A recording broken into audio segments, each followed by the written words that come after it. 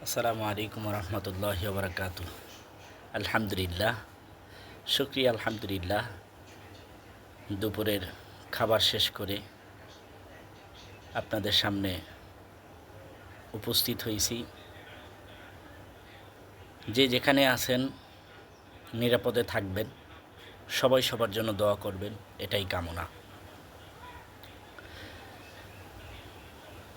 ছোট্ট একটা হাদিস, আল্লাহ রসুল সাল্লাল্লাহু আলাইহি ইসলাম, বুখারী শরীফের হাদিস। ছোট্ট একটা হাদিস, তবে হাদিসটি যদি আমি আমল করতে পারি, তাহলে দেখা যাবে আমাদের বাস্তব জীবনে অনেক পরিবর্তন হবে এবং অনেক জায়গার থেকে আল্লাহর হুকুম, নবীর সুন্নাত আমরা ইনশাআল্লাহ পালন করতে পারব। আত্তুহুরু শাতরুল ঈমান। হাদিসটা ছোট্ট, আমল অনেক বড়, এবং এই হাদিসের যে ব্যাখ্যা, বিশ্লেষণ বা অর্থ, এটা প্রত্যেকটা জায়গায় সম্পৃক্ত আছে। আমি কি বলছি? আত্তুহুরু শাতরুল ঈমান, পবিত্রতা ঈমানের অঙ্গ। পবিত্রতা ঈমানের অঙ্গ। একটাবার খেয়াল করেন, সব কাজই পবিত্রতা দরকার। পরিষ্কার পরিচ্ছন্নতা ঈমানের অঙ্গ। সেই পরিষ্কার পরিচ্ছন্নতা সব জায়গায় দরকার।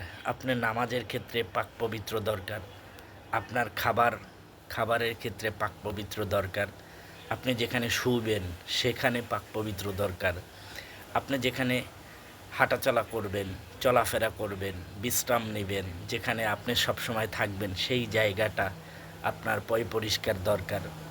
তো এই রকম করে যে পবিত্রতা, এক কথায় পবিত্রতা, সব জায়গায় আমাদের পবিত্রতা দরকার।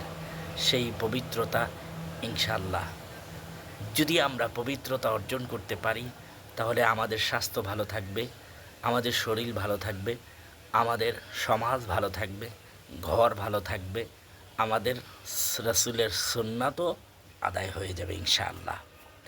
তাহলে দেখুন, যদি হাদিসের আমলটা আমি করতে পারি, তাহলে দেখা যাবে আপনার দুনিয়াও পরিপূর্ণতা হয়ে যাবে, আখেরাতের জন্য একটি হাদিসের আমল করা হবে। যদি আল্লাহ চায়, তাহলে দেখবেন যে এই হাদিসের উপরে নির্ভর করে, এই হাদিসের আমলের উপরে নির্ভর করে আল্লাহ তাআলা আপনাকে, আমাকে, আমাদের সবাইকে, যারা এই আমল করবে তাদের সবাইকে আল্লাহ মাফ করে দিতে পারেন। সুবহানাল্লাহ, আলহামদুলিল্লাহ।